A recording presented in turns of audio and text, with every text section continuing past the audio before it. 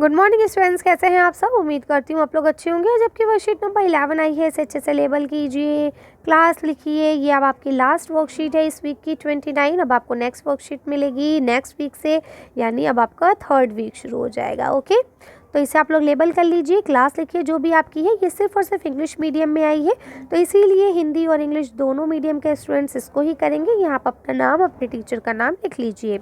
Hello children, hello मेरे प्यारे बच्चों। It can be lot of fun to enjoy things around us rightfully।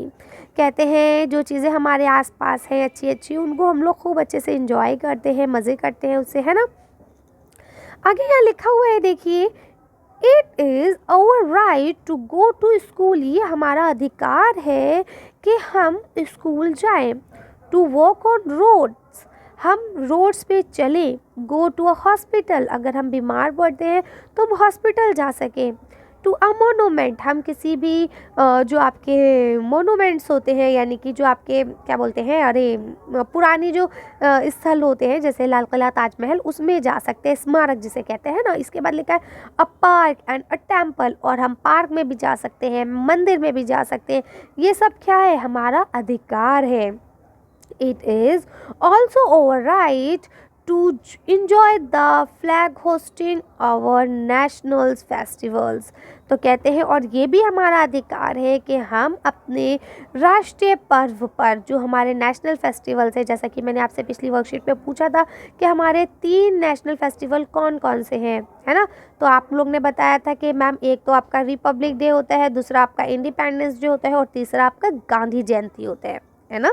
ये 3 हमारे क्या है, राष्ट्रीय पर्व है, नेशनल फेस्टिवल्स है, ठीक है। लेकिन गांधी जयंती पे नहीं, हाँ, आपके इंडिपेंडेंस डे यानी कि स्वतंत्र दिवस, और आपका रिपब्लिक डे यानी कि गणतंत्र दिवस पर हम लोग फ्लैग होस्टिंग करते हैं, यानी झंडे को फहराते हैं, ठीक है। तो ये भी हमारा अधिकार है कि हम अपने झंडे को फहराएं और उसे इंजॉय करें, है ना। स्कूल्स में जब मैं थी, अब आज के स्कूल का तो मुझे नहीं मालूम, लेकिन जब मैं स्कूल में थी उस वक्त हमारी प्रिंसिपल मैम क्या करती थी, वो फ्लैग होता था, उसमें बहुत सारे फ्लावर्स होते थे, उसे लपेट के रखा जाता था। फिर प्रे के बाद मैम उसको फ्लैग होस्टिंग करती थी, उसमें से फ्लावर गिरते थे, बहुत अच्छा लगता था। हम सब क्लैपिंग करते थे, फिर हम लोग नेशनल एंथम पढ़ते थे, है ना। तो ये सारी चीज़ें होती थी, बहुत अच्छा लगता था, देशभक्ति वाली फीलिंग्स आती थी, सब लोग एक साथ मिलकर अपना राष्ट्रीय गान गाते थे, है ना। तो यह देखिए लिखा हुआ है, it's all free free free as it our right. ये सब फ्री है, क्यों, क्योंकि ये हमारा अधिकार है, ठीक है। Here a story where a child like you not only enjoy his rights but is responsible to. अच्छा, अब यहाँ पे एक स्टोरी आपको दी गई है, जो सिर्फ इंजॉय करना नहीं, मतलब देखिए क्या होता है, अब हम कहेंगे हमारा राष्ट्रीय ध्वज है और हम इसको फ्लैग होस्टिंग करेंगे और एंजॉय करेंगे और उसके बाद उसे फेंक के चले जाएंगे, तो ये गलत बात है। अगर आपको कहीं हमारा राष्ट्रीय ध्वज दिखता है कि भाई किसी ने गिरा दिया या गिर गया धोखे से, तो आपकी ये रिस्पॉन्सिबिलिटी भी है कि आप उसे उठाएं और उसे साइड में रखें, है ना। हमारा राष्ट्रीय ध्वज हमारे पैरों के नीचे आए, इससे ज़्यादा अपमान की बात और क्या हो सकती है ना। तो वही यहाँ कह रहे हैं कि यहाँ आपको स्टोरी जो दी गई है वो एक बच्चे की है, जो सिर्फ अपने राइट्स को एंजॉय नहीं कर रहा है, बल्कि वो अपनी रिस्पॉन्सिबिलिटीज़ को भी समझ रहा है। और दूसरी चीज़ ये भी है कि हमारे जो अधिकार हैं उन्हें लेना हमारी रिस्पॉन्सिबिलिटी है। यानी कि अगर मेरा अधिकार है स्कूल जाके पढ़ने का और मैं नहीं पढ़ रही हूँ, नहीं ले रही अपने अधिकार को, तो वो मैं एक गलत काम कर रही हूँ, है ना।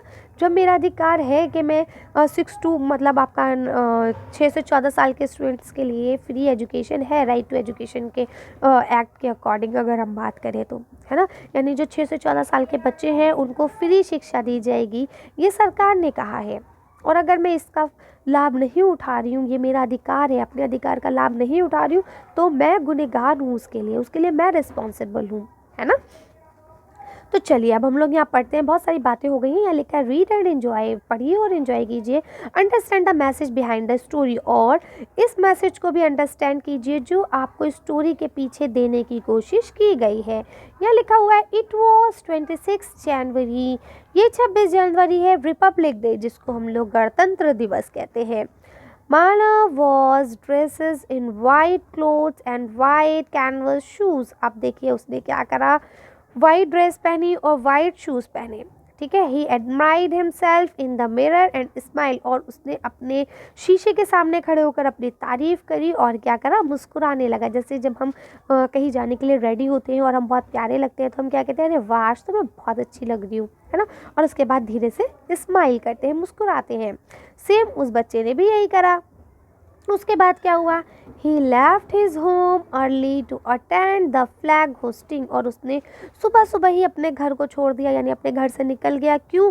क्योंकि उसे फ्लैग होस्टिंग करना था। It had rained the previous night, लेकिन क्योंकि पिछली रात जो गुजरी यानी 25 की जो रात थी उसमें बारिश हुई थी, ठीक है।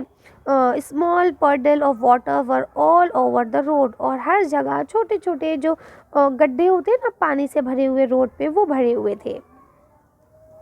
अब क्या किया, Manav and her neighbours also left home, Manav और मानव के जितने भी पड़ोसी बच्चे थे उन सब ने भी क्या करा, अपना अपना घर छोड़ दिया। क्यों?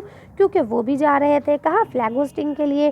She was wearing a bright saffron dress and shoes, अब उन्होंने क्या कर रखा था, वहाँ एक लड़की बच्ची थी, उसने सैफ्रॉन यानी कि आपके नारंगी कलर का ड्रेस सब कर रखा था, और शूज़ भी उसने वैसे ही पहन रखे थे। अब देखिए, एक ने वाइट पहना है मानव ने, है ना, और जो ये मानवी है उसने क्या करा है, उसने ब्लू सैफ्रॉन कलर यानी नारंगी कलर का पहना है। उसके बाद लिखा है मानवी slaps the water in the poodle and laughed, और मानवी ने क्या काम करा, पानी के जो गड्ढे बने हुए थे उसमें जल्दी से कूदना शुरू कर दिया, छप छप करना शुरू कर दिया और हंसने लगी। बी रिस्पॉन्सिबल, अब उसने बोला सावधानी से रहो, ठीक है। मानव टोल्ड मानवी, मानव ने मानवी से कहा, do not dirty your shoes, आप अपने शूज़ को गंदे मत करो, दे विल बी वेट, वो गीले हो जाएंगे, एंड मडी, और फिर मिट्टी से, जो आपकी गंदी मिट्टी होती है ना, उससे क्या हो जाएंगे, गंदे हो जाएंगे, आप ऐसा मत करो। बी रिस्पॉन्सिबल, अच्छे से रहो, समझो बात को। She tried to stop her, और वो रुकना चाहती थी Manvi. Your mothers will have a difficult time washing and drying them, तो बोलती है कि मानव उसे बताता है, मानवी तुम्हारी मम्मा इसे धोएंगी जब शूज़ को, तो उसे धोने में, उसे सुखाने में, ड्राइंग करने में बहुत टाइम लगने वाला है ना। डोंट प्लीज़ डोंट, बट मानवी डिड नॉट केयर, वो बार बार यही कह रहा था मानवी मत करो, लेकिन मानवी जो है वो सुनने को तैयार ही नहीं थी। बोथ रीच द ग्राउंड, दोनों लोग ग्राउंड में पहुंच गए। The huge crowd had gathered, वहाँ पे बहुत बड़ा क्राउड, भीड़ इकट्ठा थी, जमा थी वहाँ पे। As the flag was flying high on it pole, यानी कि जो ये खंबा है इसके ऊपर, ऊंचे के सबसे ऊपर, टॉप के ऊपर हमारा झंडा लहरा रहा था। Manav felt proud that he had been a responsible boy, है ना। मानव अपने आप के ऊपर गर्व महसूस कर रहा था कि वो एक रिस्पॉन्सिबल बॉय है ना, उसे बहुत अच्छा महसूस हो रहा था, ठीक है। क्यों? क्योंकि उसने झंडे को गंदा नहीं होने दिया, वो झंडा लेके आया। अब देखिए यहाँ क्या लिखा हुआ है, where you thinking hats now, चलिए अब आप लोग सोचिए ज़रा क्या है, थिंक्स एंड आंसर, सोचिए और आंसर दीजिए। Do you think this story is about Republic day, तो आप लिख दीजिए यस आई थिंक, है ना। सोचते हैं कि क्या आप बता सकते हैं, आपको क्या लगता है ये जो स्टोरी है ये रिपब्लिक डे के लिए, तो आपने लिख दिया यस। अब ये बोलते हैं वाई, आपको ऐसा क्यों लगता है कि ये रिपब्लिक डे पे है, ठीक है। तो आप यहाँ पे आंसर लिखेंगे, मैं भी आपको लिख के भी बताऊंगी, लेकिन पहले सुन लीजिए। तो हम यहाँ आंसर ये लिखेंगे कि भाई यहाँ पे हर बात, हर चीज़ उस ओर संकेत कर रही है जो चीज़ें हम रिपब्लिक डे वाले दिन करते हैं, ठीक है। चलिए तो अब आंसर लिख के देख लेते हैं। आप इसका आंसर यहाँ से लिख सकते हैं, yes I think this story is about Republic day, ठीक है, यानी कि हाँ ये स्टोरी जो है वो रिपब्लिक डे पे है। क्यों है? तो यहाँ देखेंगे कि जितनी भी चीज़ें ऊपर मेंशन की गई हैं वो सब रिपब्लिक डे की ओर ही संकेत करती हैं। कर लेंगे। नेक्स्ट क्वेश्चन लिखा है pick out the object in the story, story में से ऑब्जेक्ट्स को उठाइए and write how you use them in a responsible way, और आप उन चीज़ों को रिस्पॉन्सिबल वे में कैसे यूज़ कर सकते हैं। फॉर एग्जाम्पल के तौर पर जैसे कि dress, I like to keep my dress clean, जैसे अब रिस्पॉन्सिबल क्या हुआ कि मैं अपने ड्रेस को साफ़ सुथरा रखूँ ताकि जब मैं चेंज करूँ तो उसको वो बहुत ज़्यादा गंदी ना हो, मम्मा को धोने में ज़्यादा वक्त ना लगे, समझ रहे हैं। तो इस तरह से आप यहाँ से 3-4 चीज़ें जो भी आपको यहाँ पे मिलती हैं उसको आप पिक आउट करेंगे और उसके बाद उसे लिखेंगे कि आप उसे एक रिस्पॉन्सिबल पर्सन के तरह कैसे यूज़ कर सकते हैं। तो चलिए इसका आंसर देखते हैं और फिर वीडियो को फिनिश करेंगे, फिर हम लोग मिलेंगे नेक्स्ट वीक में। देखिए इसमें से यहाँ से ले सकते हैं शू, है ना। तो क्या लिखेंगे, I like to keep my shoe clean, मुझे अपने शूज़ को साफ़ रखने में मतलब अच्छा लगता है ना। वाटर, तो यहाँ पे हम लिखेंगे कि मुझे पानी को बचाना, वेस्ट होने से अच्छा लगता है ना। लोग पानी वेस्ट करते हैं तो मैं उन्हें सेव करने की कोशिश करता हूँ। फ्लैग, तो यहाँ लिखा है हमें अपने नेशनल फ्लैग का क्या करना है, रिस्पेक्ट करना है ना। ये हमारा एक रिस्पॉन्सिबिलिटी है, कर सकते हैं। चलिए तो अच्छी वीडियो को हम यही खत्म करते हैं। अच्छी वर्कशीट में बस इतना ही। अगर आपको हमारी वीडियो पसंद आई हो तो प्लीज़ इसे लाइक और शेयर करें।